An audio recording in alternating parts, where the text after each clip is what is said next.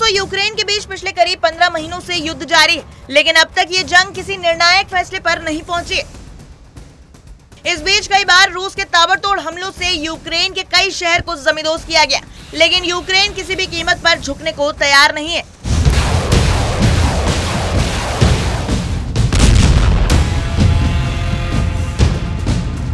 दोनों ही देशों में से इस जंग को लेकर भारी तनाव पैदा हो चुका है, जो कि अब खत्म ही नहीं हो रहा। लगातार जारी इन हमलों को देखकर ऐसा प्रतीत होता है कि ये युद्ध कुछ और समय तक खत्म नहीं हो पाएगा।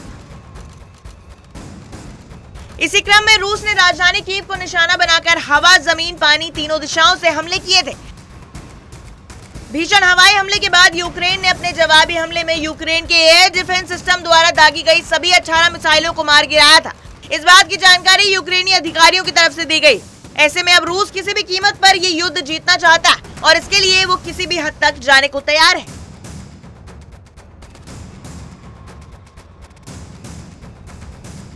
हाल ही में कीव के एक एनजीओ ने दावा किया कि रूस में ऑनलाइन विज्ञापन जारी किया गया, जिसमें पुतिन की सेना में भर्तियों के लिए भारी वेतन की पेशकश की गई।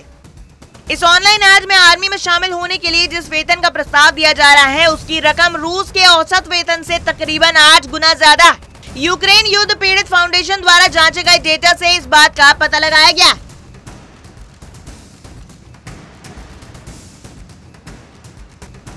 रूस की ओर से खबर उस वक्त आई है जब रूस भारी सैन्य बल का नुकसान झेल रहा है और इसी में सुधार लाने के लिए अब रूसी सैनिकों की संख्या को बढ़ाने पर जोर दिया जा रहा है। इससे पहले भी रूस ने 3 लाख सैनिकों की भर्ती की थी, जिसके पूरे होने का ऐलान क्रेमलिन ने किया था, जिसके चलते पुतिन ने सितंबर में आंशिक रूप से मोबिलाइजेशन की घोषणा कर दी थी।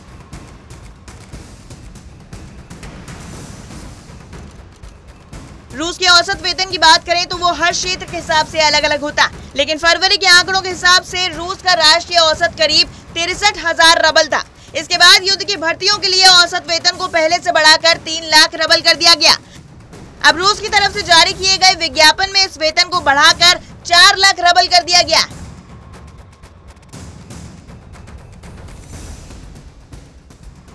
रूस यूक्रेन युद्ध के बीच प्रधानमंत्री कार्यालय की ओर से दी गई जानकारी के मुताबिक ऋषि सुनक और जेलेंस्की के बीच यूक्रेन को तत्काल सैन्य उपकरणों की जरूरतों की पहचान करने और लंबे समय तक यूक्रेन की रक्षा नीति तैयार करने पर चर्चा की गई है।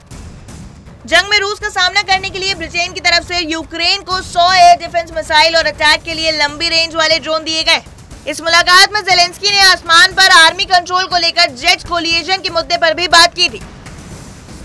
जेलेंस्की के फाइटर प्लेन की मांग पर ऋषि सुनक ने लड़ाकू एयरक्राफ्ट तैयार करने से लेकर उसके कंट्रोल करने की बारीकियों पर चर्चा करते हुए जेलेंस्की से यूक्रेन आर्मी को पायलट ट्रेनिंग देने का वादा किया। आपको कैसी लगी हमारी ये खबर, हमें कमेंट सेक्शन में जरूर बताएं। रूस और यूक्रेन से जुड़ी ऐसी और अपडेट्स के लिए देखते रहें News 18 हिंदी ओरिजिनल्स।